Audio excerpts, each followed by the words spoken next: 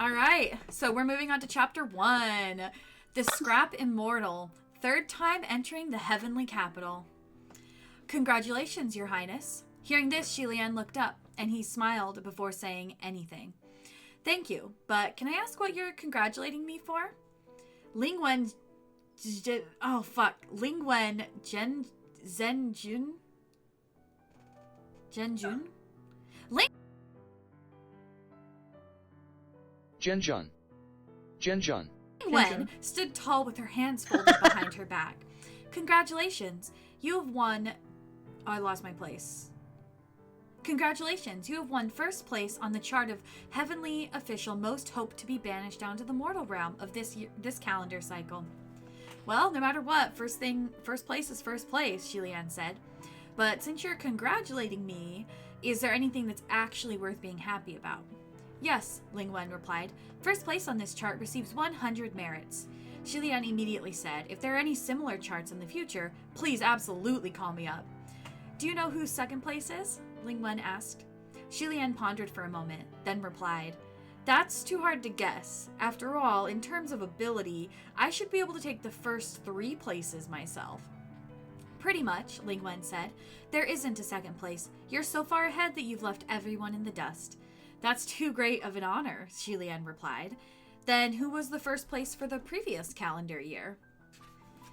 There is no previous winner, Lingwen said, because this chart was first established today. Huh? Xie Lian was taken aback. You don't mean to say that this chart was set up just for me? Lingwen replied, You can think of it as you just so happened to make it in time and just so happened to steal first place. Xie Lian grinned, his eyes squinting into crescents. So cute. All right, I'll be happier if I think of it that way. Do you know why you got first place? Lingwen continued. By popular demand? Xie Lian guessed. Let me explain the reason to you, Lingwen said. Please, look at that bell. Xie Lian turned his head to gaze toward where she pointed, and what he saw was an extremely beautiful sight. There was a grand palace temple made of white jade, abundant towers, pavilions, and gazebos, with heavenly clouds lingering about as streams flowed and birds danced. He took a good look for a while, then asked, Did you perhaps point in the wrong direction? There's no bell anywhere.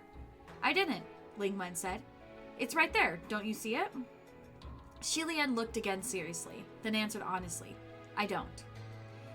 Lingwen replied, It's all right if you don't. There used to be a bell there, but when you ascended, it fell because of the tremors. ... That bell is older than you, but it has a spirited character and enjoys a good spectacle. Whenever someone ascends, it tolls a few times in applause. When you ascended, the tremors were so strong that the bell tolled like mad and couldn't stop at all. In the end, it shook itself off the bell tower before it finally ceased. And when it fell, it crashed down onto one of the heavenly officials passing by. Is everything better now? Xie Lian inquired.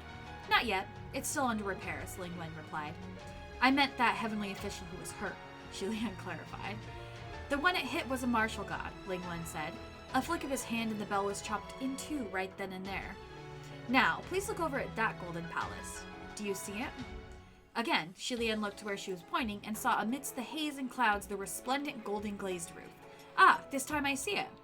It's not right if you see it, Lingwen said. There wasn't anything there before. ... When you ascended, the golden pillars of the golden palaces of a number of heavenly officials collapsed from the tremors, and their glazed roof tiles shattered. There are some that won't be so easily fixed, so the heavenly officials could only put together some last-minute palaces to make do for the time being. And I'm the one responsible. You're the one responsible. Xie Lian asked to confirm. So I've offended many heavenly officials since the moment I arrived. If you can make amends, maybe not, Lingwen said. How do I make amends?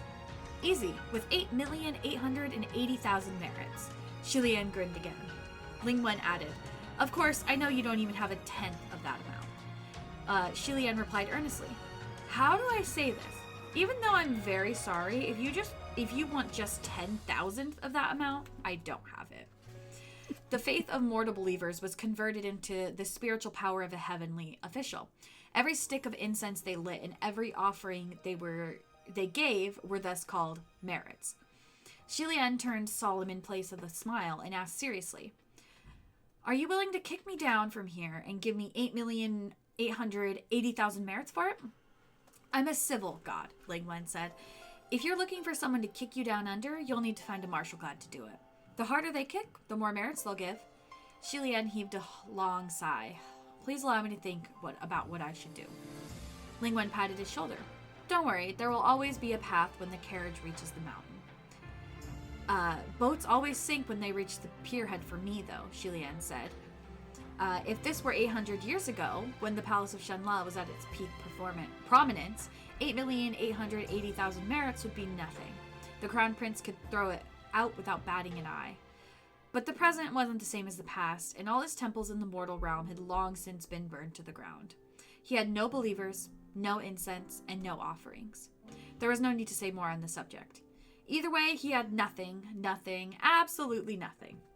He crouched by himself on the side of the main street of the heavenly capital, feeling distraught for a while before suddenly remembering. He'd ascended for almost 3 days now, but he still hadn't entered the communication array of the upper court.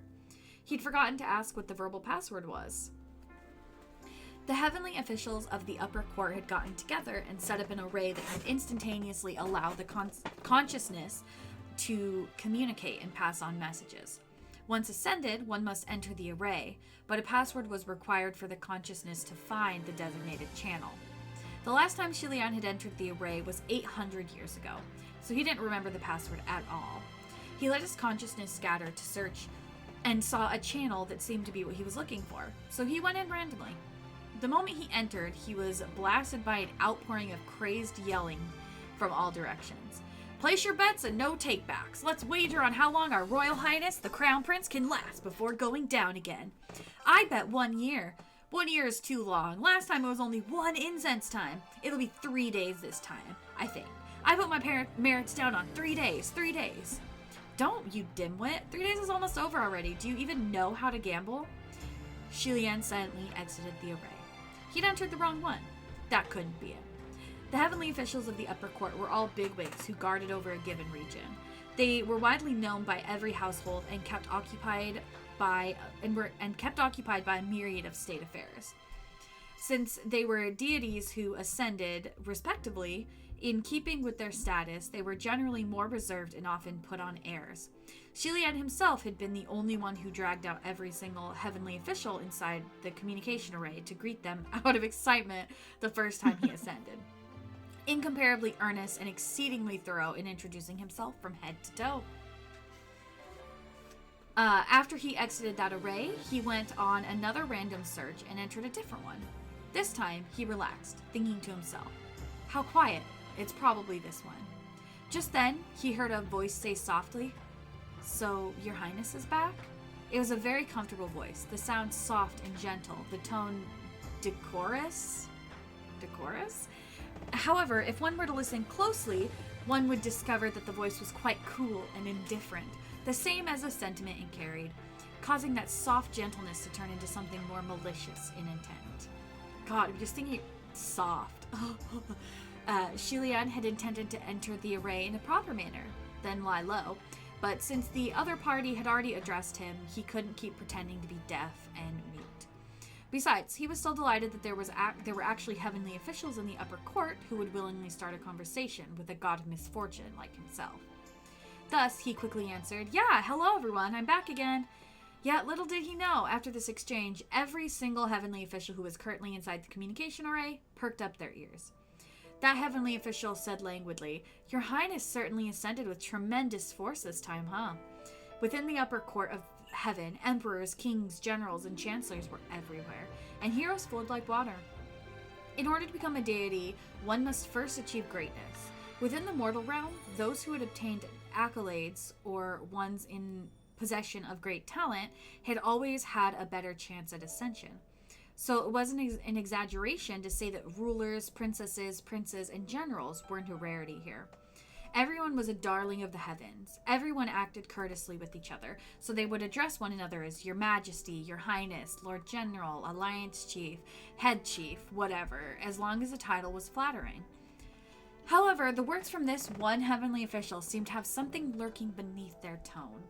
Although he said, Your Highness, this, Your Highness, that, Xie Lian couldn't sense a bit of respect from him at all. It was more like he was poking him with a needle. There were also several heavenly officials inside the communication array who were authentic crown princes, and they were feeling the hairs on their backs rise from such an address. Incredibly uncomfortable. Xie Lian could tell that this other party didn't come with good intentions. But he didn't want to fight, so he chose to run instead. He smiled. It wasn't too bad. However, that heavenly official wouldn't give him the chance to run. He said tepidly. Tepidly? Tepidly. Yeah. It's Your Highness, after all. And so it wasn't too bad for you. But my luck doesn't seem to be as good. Suddenly, Xie Lian heard a private message from Ling Wen. She said only one word. Bell. I imagine, like, when they get private messages, for some reason, it's just that ding! That's like the Facebook Messenger ding. Yeah. That's just what I imagine. This ding. Bell. Instantly, Xie Lian understood. So this was the martial god who was hit by the bell. If that was the case, then the other party wasn't angry without reason. Xie Lian had always been adept at apologizing, so he immediately said, I've heard about the accident with the bell, and I'm dreadfully sorry. I do apologize. The other party humped, the meaning unclear. There were a great number of renowned martial gods in the heavenly realm, and many of them were newly ascended dignitaries who came after Xie Lian's time. Xie Lian couldn't be sure who this person was by voice alone, but he couldn't stay ignorant of his name after apologizing either. Ugh, the pain. So, Xie Lian inquired, might I ask how I may address my lord? Ow, that must have been a punch in the gut. Oh boy. The other fell silent at this. Not only did the other fall silent, it was like the entire communication array froze, and the air was assaulted with stagnation. From the other end, Ling Wen sent him another message. Your Highness, although I think you should have recognized him after talking for so long, I still want to give you a hint. That's Xuanzhen. Xuanzhen, Xie Lian said. He was stumped for a moment before he finally came around, then sent a voice message back in shock. That's Mu Qing? General Xuanzhen was the martial god of the southwest, who possessed 7,000 temples. His name in the human world was considerably distinguished. And this General Xuanzhen's real name was Mu Qing. 800 years ago, he was a deputy general at the Shenle Palace of the Crown Prince. Ling Wen was also quite shocked. You really didn't recognize him? I really didn't, Xie Lian replied. He didn't talk to me like this back then. Besides, I can't even recall when we last met. It was either 5 or 6 centuries ago. I can barely remember what he looks like, so how could I possibly remember what his voice sounds like? The communication array was still deep in silence. Mu Qing didn't utter a word, or a sound. The other heavenly officials were pretending they weren't listening while waiting on the edge of their seats for whichever one would continue the conversation. Things were rather awkward when it came to these two. The complicated plot had been spread in rumors for so many years, and everyone basically knew the story at this point. Back then, when Xie Lian was still the esteemed crown prince of Shenle, he trained at the Royal Holy Temple.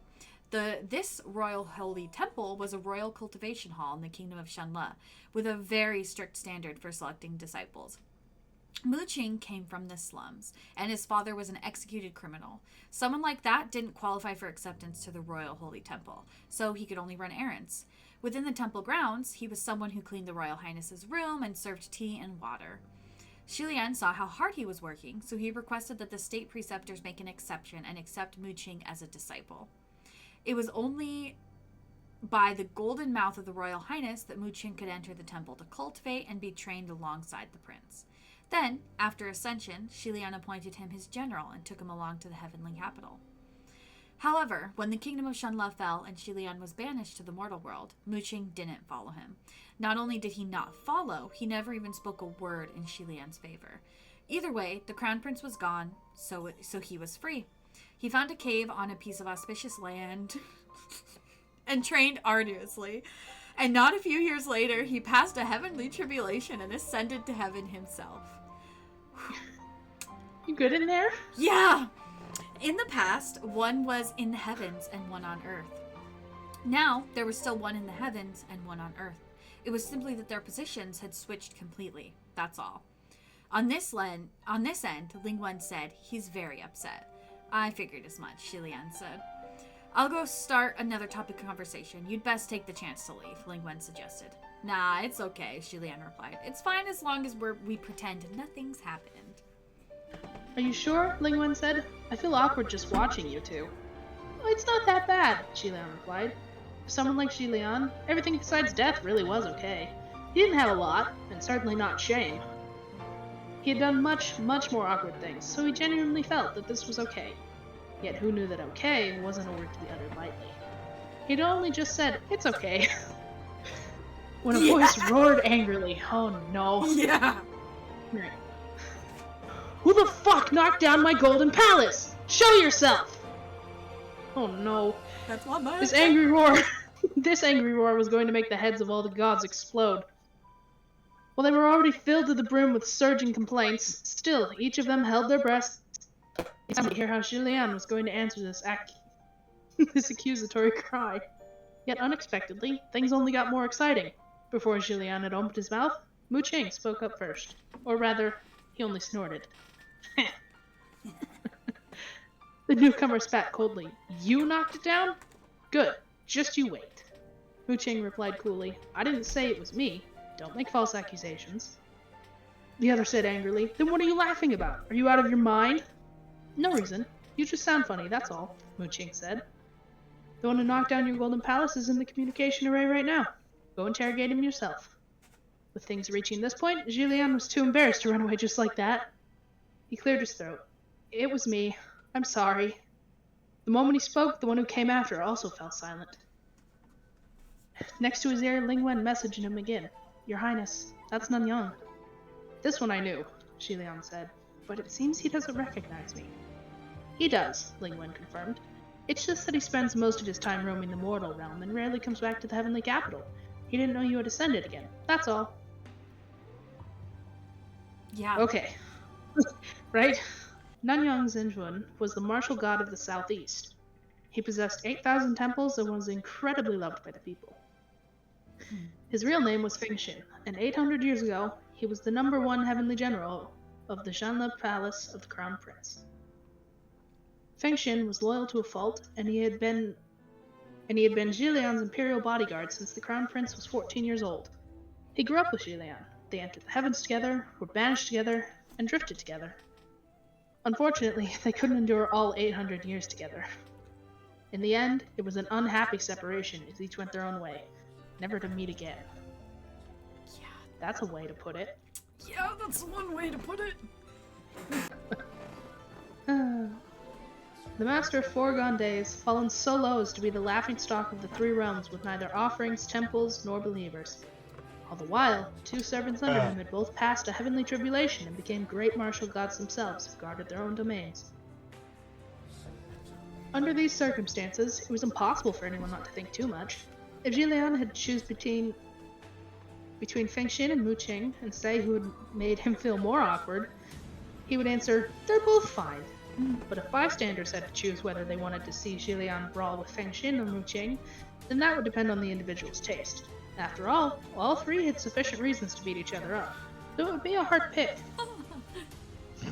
Truly. Well, honestly. Well, Mu Qing and Xie Lian. Fengxin, not so much. We'll get to that someday. One day, you'll understand. Which is why everyone was severely disappointed when Fengxin did not respond for the longest time. He didn't say a single word and instead went invisible. And so Xie Lian concluded the scene on his own, beating himself up voluntarily. I didn't think things would get this out of hand. It wasn't intentional, and I do apologize to everyone for having caused trouble. Mu Qing replied sarcastically. Oh, what a coincidence. I can feel it. Coincidence. That. I know, right? Xie Lian also thought this was quite the coincidence. How did he so coincidentally hit Mu Qing and wreck Fengxin's palace? From many bystanders' perspective, this was practically intentional revenge. But the truth was thus, he was just the type who could pick up the single poisoned cup in 1,000 cups of wine. It wasn't like one could do anything about what others thought, so Xie Lian could only reply, I will do my utmost to compensate everyone for the golden palaces and any other damages. I pray you will all give me a little time. It didn't take any brains to see how obvious it was that Mu Qing wanted to keep making snide remarks, but his golden palace didn't suffer any damage, and the bell that fell on him was also chopped in two.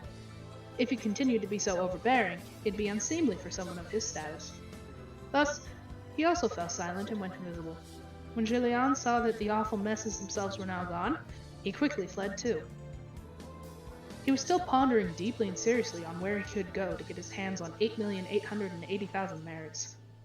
The next day, Ling Wen invited him to the palace of Ling Wen. Ling Wen was a heavenly official who managed the affairs of celestial personnel and controlled the smooth sailing and rapid career promotion of humans. The entire palace was stacked full of official documents and scrolls from the ground to the ceiling, quite an astounding sight, enough to make one quake with fear. On the way over, every heavenly official who emerged from the palace of Ling Wen was holding stacks of documents that were taller than the average person. Their complexions were ghastly pale, looking either like they were breaking down or numb. Both. After Xie Lian entered the Great Hall, Ling Wen turned around and got straight to the point. Your Highness, the Heavenly Emperor has a request for you. Will you give him some assistance? No. There were plenty of Zhenjun and Yuanjun in the heavenly realm, but there was only one who could be addressed as Emperor. If this lord wanted something done, he needn't ask first, which is why Xie Lian was a little taken aback before he replied, What is it? Ling Wen handed him a scroll. Recently, there have been a large number of Grand Believers from the north making frequent prayers, though I imagine things must not be peaceful there.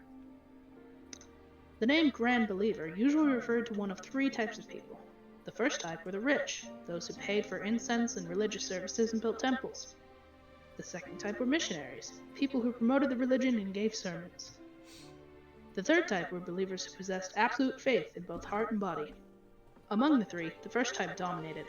The richer someone was, the more they feared and respected gods and ghosts, and there were as many rich people as there were fish in the sea. The third type was the least common, because if someone could genuinely reach that level, then their spiritual state must be exceptional, and they wouldn't be far from ascension themselves.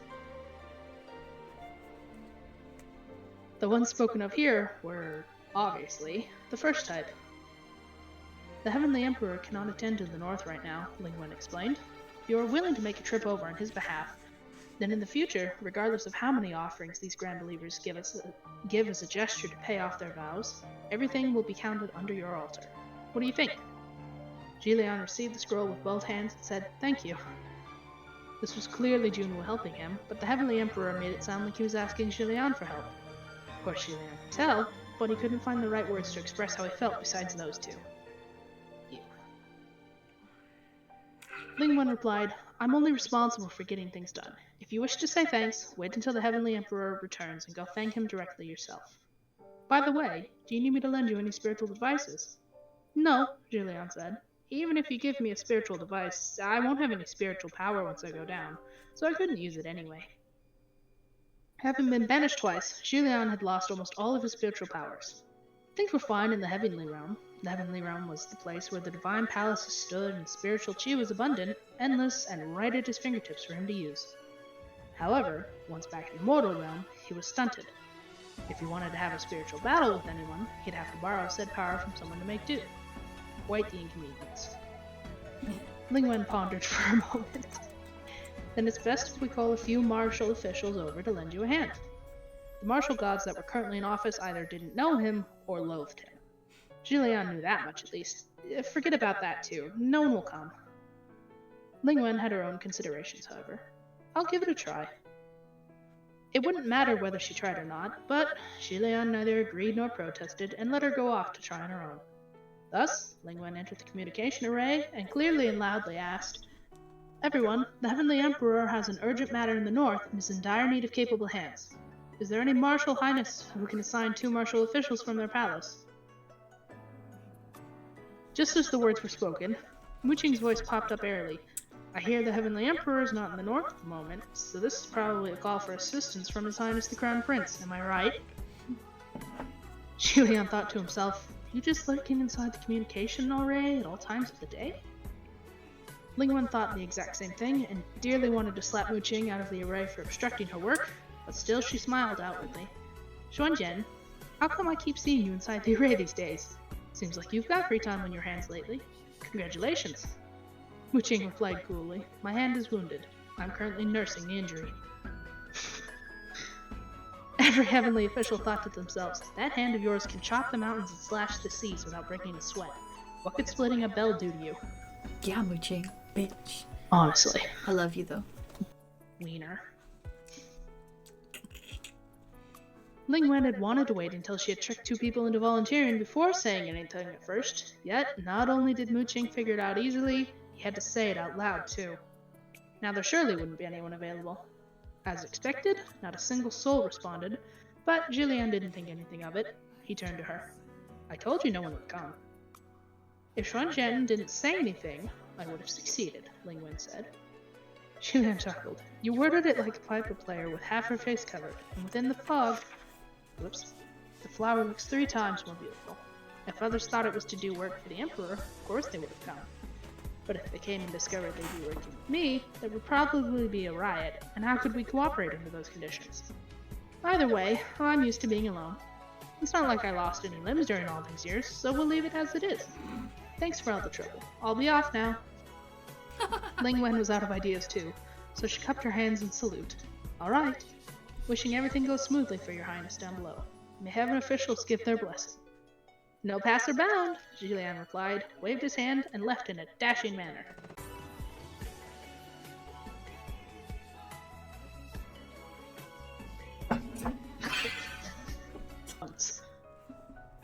Alright. 3 days later, the mortal realm in the north. There was a tea shop by the side of a major street. Its storefront wasn't big, a small operation, but what was good about it was the scenery. There were mountains and waters, people in the city. It had it all, but not much. Not much, but just right. If one was to have a chance meeting here in this landscape, it would definitely become a beautiful memory. The tea master inside the shop was extremely idle. When there weren't any customers, he'd bring a stool out to sit by the entrance to watch the mountains and the waters, the people in the city, quite jolly as he looked on. Today, he saw a white-clad cultivator who had come down the road from a distance. I really can't read. The cultivator was travel-worn, as if he had walked for a long time. When the man came close, he brushed past the small shop at first, but suddenly he halted. Then, very slowly, he backed up. Lifting the tip of his bamboo hat, he looked up, glanced at the shop sign, and smiled. Little Shop of Chance Encounters. What an interesting name. Oh, no, doesn't work. I tried. You tried. Good effort. While this man appeared somewhat tired, his expression was a cheerful one, so much so that the one watching him couldn't help but lift the corners of his lips too. The man then asked, "Excuse me, is Mount Yuju nearby?" The tea master pointed in a direction for him. "It is indeed around here." The man let out a sigh, managing not to let his entire soul out while he was at it. Me too. Honestly, he thought to himself, I finally made it. That's me every time I travel somewhere. Yeah. I get there and it's just, peace. It's actually that one. Yeah. This was indeed Xie Lian. When he left the heavenly capital that day, he had originally set the desired landing location in the mortal realm to be somewhere nearby Mount Yujun. Yet who knew when he left in such a dashing manner, and jumped down dashingly, that his sleeve would be caught by a dashing cloud? Yes, it was caught by a cloud. He didn't know how his sleeve got caught, but either way, he tumbled across the 1,000,000-meter-high sky. By the time he tumbled down, he no longer knew where he was. After walking on foot for 3 days, he finally made it to the first intended landing point, and he sighed deeply with emotion. Thank you. Xie Lian entered the shop and picked a table next to the window, ordering tea and snacks. After he finally settled, there was suddenly the sound of weeping and gongs being played outside. He gazed toward the main street and saw a group of men and women, both young and old, escorting a bright red marriage sedan as it passed by. The air surrounding this procession was downright odd. At first glance, it seemed like a marriage procession, but upon a closer look, there was solemnity, grief, fury, and terror on those faces. The only emotion missing was joy. It didn't look like they were festive at all. Yet still they all wore red with flowers and made an ostentatious show. Such a scene truly was exceedingly peculiar. The tea master raised the copper teapot in his hand high and tipped it to pour tea. He also saw this scene play out, but he only shook his head before moving on. Xie Lian watched as the bizarre procession disappeared into the distance, and he grew deep in thought for a moment. Just as he was about to take out the scroll Ling Wen had given him to read it over once more, he suddenly sensed something dazzling flit by. When he looked up, a silver butterfly flew past his eyes. Okay. What a pretty butterfly. Wow! So unique. It must be, unique to the area. Absolutely. That silver butterfly was glittering and translucent, and as it fluttered through the air, it left a sparkling bright trail in its wake. Xie Lian reached out toward it in spite of himself. This silver butterfly was incredibly intelligent. Instead of being alarmed by the movement, it stopped on the tip of his finger. Its wings shimmered, beautiful and serene, and beneath the sunlight, it felt like the illusion of a dream that would shatter with a single touch. A moment later, it flew away. Xie Lian waved at it as a farewell, and when he turned his head back around, there were 2 more people sitting at his table. Shit. There were 4 sides to this table, and those 2 each took a side, one left, one right. They were both young men of 18 or 19 years of age. The one on the left side was taller, with deep brows and handsome features, and his eyes carried a sort of unbridled wildness. Yeah. The one on the right was extremely fair, elegant, and poised. His expression was a bit overly distant and cold, making him look as if he was extremely displeased. Yes. Actually, neither of them looked pleasant. Xie Lian blinked. You 2 are... The one on the left replied, Nanfeng. The one on the right said, Fu Yao. I wasn't asking for your names, Xie Lian thought. Just then, Ling Wen suddenly transmitted a message. Your Highness, there are 2 junior martial officials from the middle court who have volunteered to go assist you. They've already descended to find you and should be there by now. This middle court was naturally the opposite of the upper court. The heavenly officials of the heavenly realm could be crassly divided into 2 groups. Those who had ascended and those who hadn't. The upper court consisted of heavenly officials who ascended on their own abilities. There were only about 100 of them in the entire heavenly realm, extremely eminent. As for the ones in the middle court, they were brought up as appointed generals. Strictly speaking, they should be addressed as peer heavenly officials, but when everyone addressed each other, they'd often take out peer in the name. One might ask, if there was an upper court and a middle court, was there a lower court? No. Actually, there had been one when Xie Lian first ascended. At the time, the division was still upper court and lower court. However, later everyone discovered a problem. When one was introducing oneself, it sounded really bad to say, I am Ji from the lower court. With the word lower, it felt like one was lower compared to the others. It must be known that there were definitely geniuses and outstanding figures with impressive spiritual power among them, and what they were missing was only that one heavenly tribulation before they could become real heavenly officials. And who knew if that day would arrive soon? Thus, it was proposed that one word be changed, and saying, I am Ji from the middle court, sounded so much better, even though they both meant the same thing. In any case, after it was changed, Xie Lian couldn't get used to it for the longest time. Old man. Xie Lian he is an old man. Like, what are these young whippersnappers saying now? Let him be old, Grandpa.